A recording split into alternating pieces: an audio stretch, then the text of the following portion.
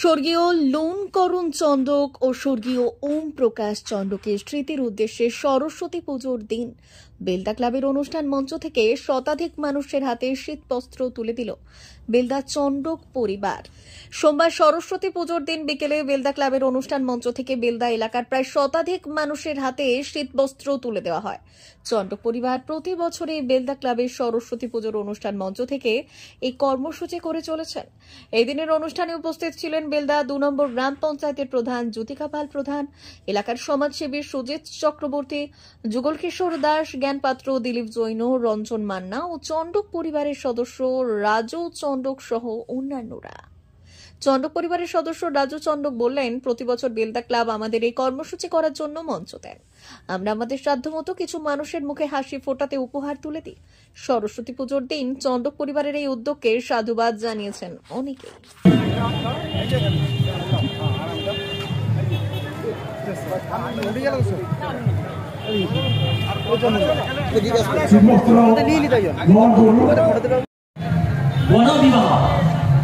যে গণবিবাহ 3 জোড়া দিয়ে শুরু হয়েছিল, আজকে 13 বছরে 15 জোড়া গণবিবাহ হবে এবং সেটা হবে আগামী পরশু বুধবার। দেখতে পাবেন যে এই গণবিবাহে শুধু আমাদের ওয়েস্ট বেঙ্গলের নয়, উড়িষ্যারও আছে, আবার শুধু পশ্চিম মেদিনীপুরের নয়, বর্ধমানের আছে এবং এই নাগর ব্লক নয়, দাঁতুন ব্লক আছে, কেশিয়ারি ব্লক আছে, দাঁতুন 2 আছে, দাঁতুন 1 আছে। তো এইরকম একটা ক্লাব, যে ক্লাব শুধু সামাজিক কাজের সঙ্গেই যুক্ত। আর আজকে যে শীতবস্ত্র প্রদান হচ্ছে চন্দক পরিবার থেকে, তারাও কিন্তু আজকে 10 বছর ধরে করে চলেছেন। শুধু বলবো আপনাদেরকে যে আপনারা আমাদের এই ক্লাবের উপরে আশীর্বাদের হাতটা রাখবেন। আর এই ক্লাব যে চলছে শুধু আমাদের মতো কয়েকজন মানুষের জন্য নয়, এই বেলদার অগণিত ব্যবসায়ী যেমন আছেন, ক্ষুদ্র ব্যবসায়ী যেমন আছেন, সাধারণ মানুষও আছেন, সবাইরই সাহায্য আছে, সহযোগিতা আছে। এই বলে 12 বছর ধরে তার মঞ্চ আমাকে ব্যবহার করতে দিয়েছেন আমাদের চন্দক পরিবারের স্মৃতির উদ্দেশ্যে। দেখুন, যে কোনো ভালো কাজ করতে হলে সবাইকেই ভালো লাগবে এবং সবাই করতে চায়। ভালো কাজ কিন্তু করার লোকের অভাব নেই, দরকার একটা মঞ্চ, যেটা আমি পেয়েছি আর সেই মঞ্চটা আমি ব্যবহার করছি। তার জন্য বেলদা ক্লাবের সমস্ত সদস্যকে অশেষ ধন্যবাদ জানাই। যেসব কাজ আমরা রূপায়ণ করি, বিরোধিতা নেই আমাদের কাছে। আপনারা জানেন যে বাস স্ট্যান্ড এলাকাটায় আপনারা দাঁড়িয়ে আছেন, আপনারা কিন্তু সুরক্ষিত দাঁড়িয়ে আছেন।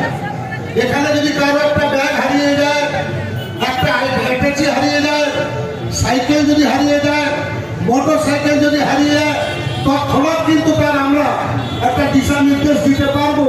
কারণ বেলদা বাজারটায়, এই অঞ্চলটায় পুরো সিসি ক্যামেরাটায় আমরা কিন্তু বেলদা ক্লাবের পক্ষ থেকে সবাই লাগিয়েছি। অত বেলদা ক্লাবের যে বাস স্ট্যান্ড চত্বর, এটা কিন্তু খুব সুরক্ষিত এলাকা। সাধারণত কেউ বদমাশি করে এখান থেকে অন্তত পালাতে পারবে না প্রশাসনের ডগায়, মানে প্রশাসনের কাছ থেকে।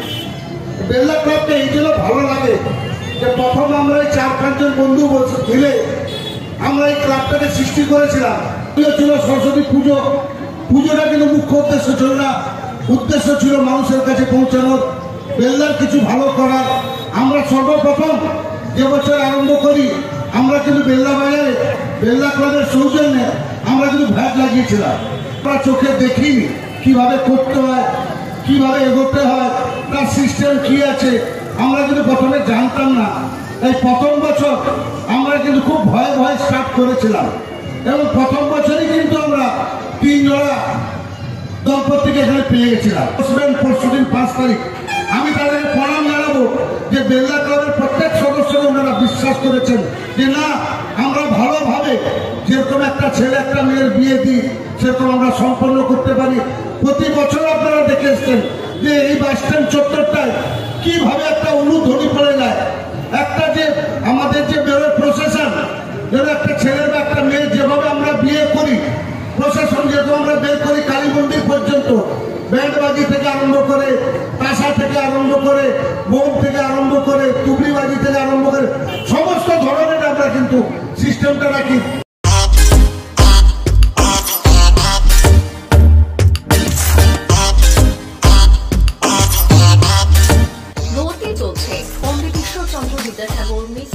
নার্সারি থেকে পঞ্চম শ্রেণী পর্যন্ত 2025-26 শিক্ষাবর্ষে ভর্তি চলছে।